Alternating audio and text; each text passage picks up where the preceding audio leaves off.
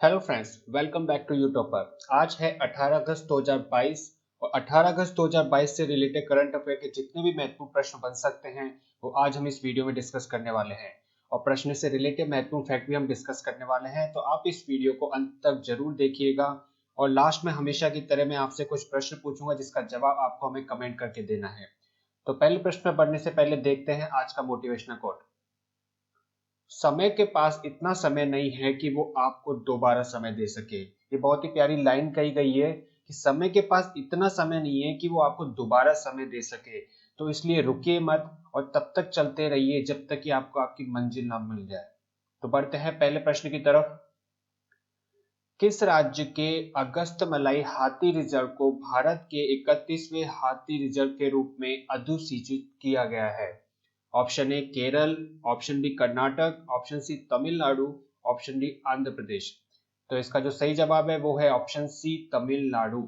इससे रिलेटेड महत्वपूर्ण फैक्ट की बात करें तो केंद्र सरकार ने अगस्त मलाई हाथी रिजर्व जो कि कन्याकुमारी और तिरुनेलवेली तमिलनाडु को भारत के 31वां हाथी रिजर्व अधिसूचित किया है। ये तमिलनाडु का 5वां हाथी रिजर्व है।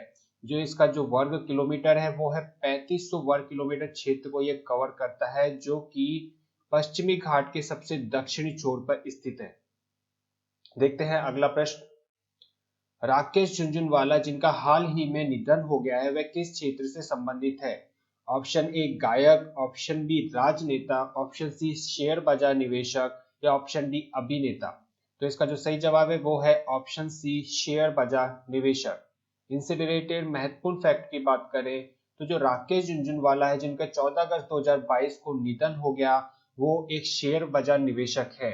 इन्होंने हाल ही में आकाशा एयर लॉन्च किया जो कि इंडियन लो कॉस्ट एयरलाइन है, जिसका हेडक्वार्टर कहां पर है? मुंबई में। साथ ही इन्हें भारत के वॉरेन बफेट के नाम से भी जाना जाता है। वॉरेन बफेट को आप सभी जानते होंगे जो कि अमेरिकन इन्वेस्टर है। इन्हें भारत का बिग बुल भी कहा जाता है। एयर जो आकाशा एयरलाइन है उसकी बात करें तो ये अगस्त 2022 में मुंबई से अहमदाबाद के लिए पहली उड़ान के साथ व्यावसायिक परिचालन शुरू कर चुकी है। ये है राकेश झुनझुनवाला जी। बढ़ते अगले प्रश्न की तरफ। पैरा कैनो की विश्व चैंपियनशिप में भारत के लिए पहला पदक किसने जीता? Option A Lucky Verma, option B Pooja Ojha, option C Shikha Chauhan, option D Aahana Yadav. तो इसका जो सही जवाब है वो है ऑप्शन बी पूजा ओझा। इसके रिलेटेड महत्वपूर्ण फैक्ट ये है कि भारत की पूजा ओझा ने हैलिफैक्स कनाडा में 2022 आईसीएफ कैनो स्प्रिंट विश्व चैंपियनशिप में रजत पदक जीता। पैरा कैनो की विश्व चैंपियनशिप में भारत के लिए पहला पदक है। अगर पूजा ओझा की बात करें तो इन्होंने राष्ट्रीय चैंपियनशिप में 6 बार स्वर्ण पदक जीता है। जो ये कैना जो ये विश्व चैंपियनशिप है, जो ये एक तरीके का क्या है, एक स्पोर्ट है जो कि इसमें क्या होता है कि ये सिंगल ब्लेड का जो पैडल होता है उसकी सहायता से इस बोट को चलाया जाता है। अगला प्रश्न देखते हैं। डब्ल्यूएचओ ने किस वायरस के वेरिएंट के लिए नए नामों क्लैड 1 क्लैड 2 की घोषणा की है? Option A corona virus, option B monkey pox, option C Langya virus and option D Nipah virus. तो इसका सही जवाब है option B monkey pox. Monkey pox की बात करें तो डब्ल्यूएचओ ने प्रचलन में मंकी पॉक्स वायरस के वेरिएंट के लिए नए नामों की घोषणा की है, जो है क्लैड 1 और क्लैड 2। विशेषज्ञ अब मध्य अफ्रीका में पुंगो कांगो बेसिन क्लैड को क्लैड 1 और पूर्वी पश्चिम अफ्रीकी क्लैड को क्लैड 2 के रूप में संदर्भित करेंगे। क्लैड 2 के दो प्रकार हैं, क्लैड 2A और क्लैड 2B, जिनमें से जो क्लैड 2B है वो 2022 के प्रकोप के दौरान वेरिएंट का मुख्य समूह रहा है।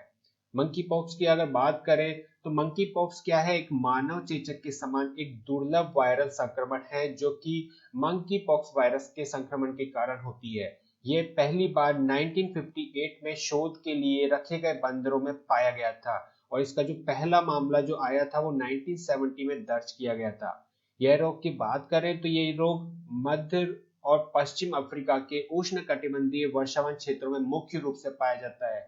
इसके लक्षण की बात करें तो इसके लक्षण में आमतौर पर बुखार, दाने और गांठ के जरिए ये जो है बीमारी उभरती है और इससे कई प्रकार की चिकित्सा जटिलताएं पैदा हो जाती हैं। रोग के लक्षण आमतौर पे 2 से 4 सप्ताह तक दिखते हैं, जो धीरे धीरे दूर होते चले जाते हैं। देखते हैं अगला प्रश्न। फेशियल रिकॉग्निशन चेहरे की पहचान प्रौद्योगिकी पर आधारित डिजी यात्रा पहल किस भारतीय हवाई अड्डे पर शुरू की गई है? ऑप्शन ए चेन्नई अंतरराष्ट्रीय हवाई अड्डा, ऑप्शन बी दिल्ली अंतरराष्ट्रीय हवाई अड्डा, ऑप्शन सी राजीव अंतरराष्ट्रीय हवाई अड्डा और ऑप्शन डी नेताजी सुभाष चंद्र बोस हवाई अड्डा। तो इसका जो सही जवाब है वो है ऑप्शन बी दिल्ली अंतरराष्ट्रीय हवाई अड्डा। राजीव अंतरराष्ट्रीय हवाई अड्डा कहां पर है? ये है हैदराबाद में। और जो सुभाष चंद्र बोस हवाई अड्डा है वो कहां पर है? ये है कोलकाता में।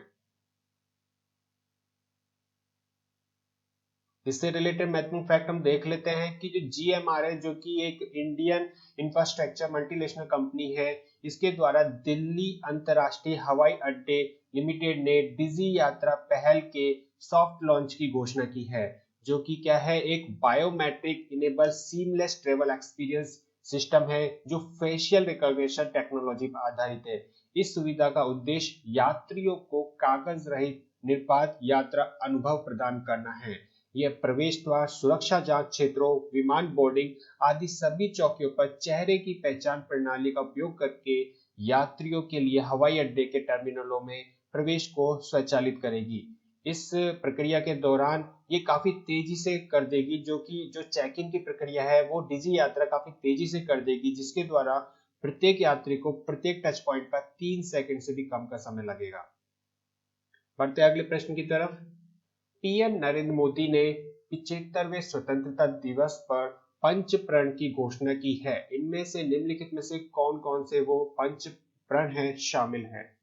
ऑप्शन ए नागरिकों के कर्तव्यों को ईमानदारी से पूरा करना, बी एकता व एकजुटता, सी गुलामी के हर अंश से मुक्ति या फिर डी उपरोक्त सभी।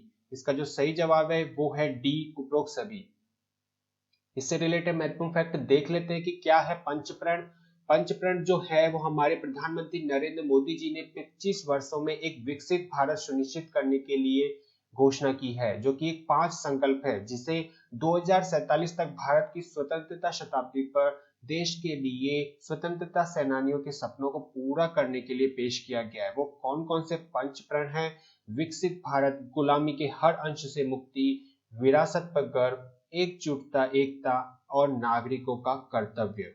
देख लेते हैं ये इंग्लिश में आपको बताया गया है कि क्या है पंचप्रण अमृतकाल के। फर्स्ट है goal of developed India, second है remove any trace of colonial mindset, third है take pride in our roots, fourth है यूनिटी एंड फिफ्थ है sense of duty among the citizens. Hindi में इस प्रकार दिए गए हैं ये। बढ़ते हैं अगले प्रश्न की तरफ।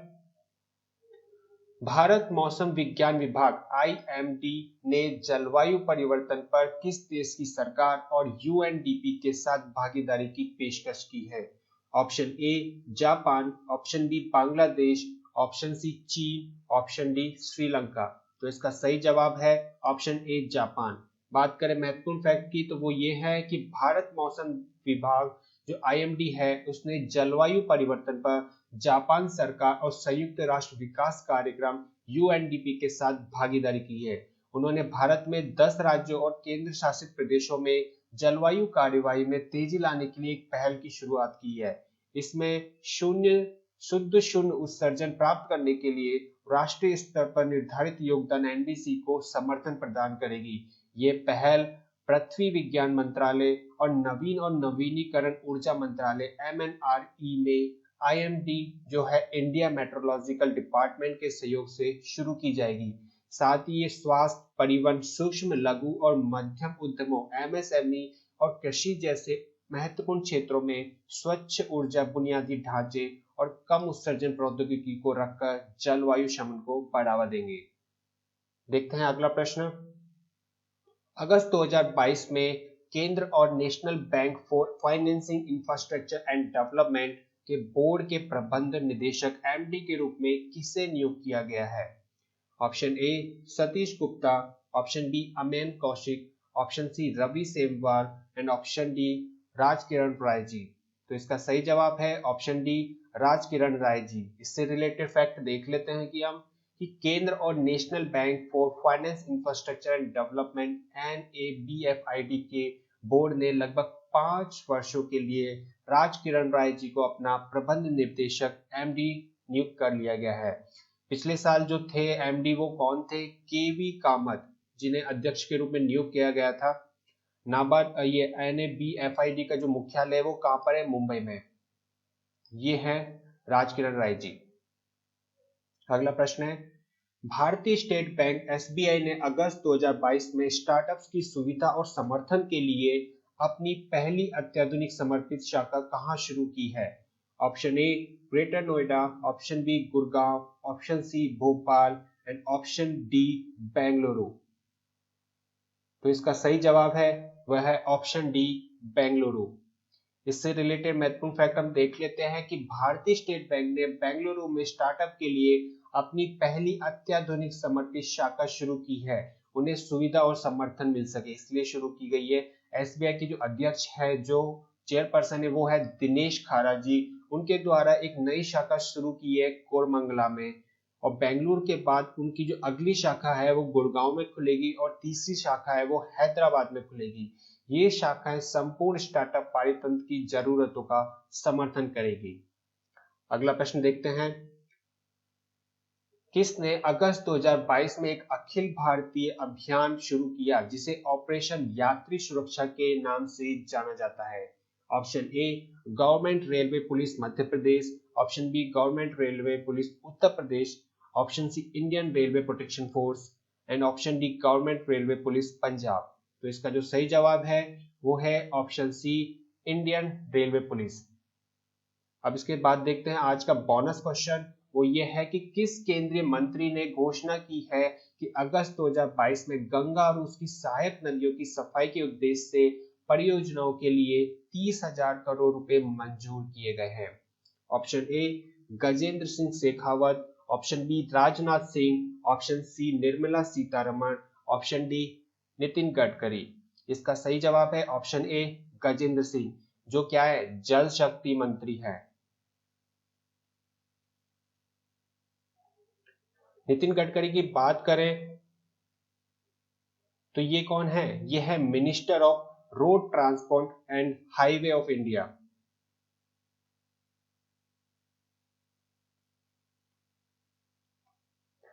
राजनाथ सिंह की बात करें तो ये कौन है? Defence minister. और अगर निर्मला सीतारमण की बात करें तो ये कौन है? Finance minister.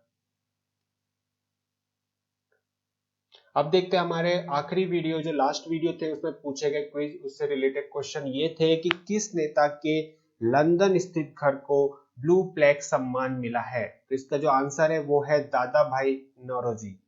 दूसरा प्रश्न आपसे पूछा गया था कि पुस्तक home in the world A memoir के लिए मुजफ्फर अहमद मेमोरियल पुरस्कार से किसे सम्मानित किया गया है? तो इसका आंसर है अमर्त्य सेन, जो कि एक इकोनॉमिस्ट है। अब देखते हैं आज की वीडियो से रिलेटेड, या आज की वीडियो में हम आपसे कुछ क्वेश्चन पूछ रहे हैं जिसका जवाब आपको हमें कमेंट करके देना है। पहला प्रश्न आपसे ये है कि ओमिक्रॉन वैक्सीन को मंजूरी देने वाला पहला देश कौन सा है? दूसरा प्रश्न है अंतरराष्ट्रीय युवा दिवस कब मनाया जाता है? इन दोनों प्रश्नों के उत्तर आपको हमें कमेंट करके देना है। यदि आपको वीडियो पसंद आया तो प्लीज कमेंट करके हमें बताइएगा, लाइक कीजिएगा, साथ ही ज्यादा से ज्यादा अपने स्टडी ग्रुप में इस वीडियो को शेयर कीजिएगा। यदि आपने अभी तक हमारे चैनल को सब्सक्राइब नहीं किया है तो प्लीज जाके हमारे चैनल को सब्सक्राइब कीजिए और बेल आइकन को दबाना ना भूलें, जिससे आपको हमारे लेटेस्ट करंट अफेयर वीडियो के लेटेस्ट नोटिफिकेशन मिलते रहेंगे। थैंक यू, धन्यवाद।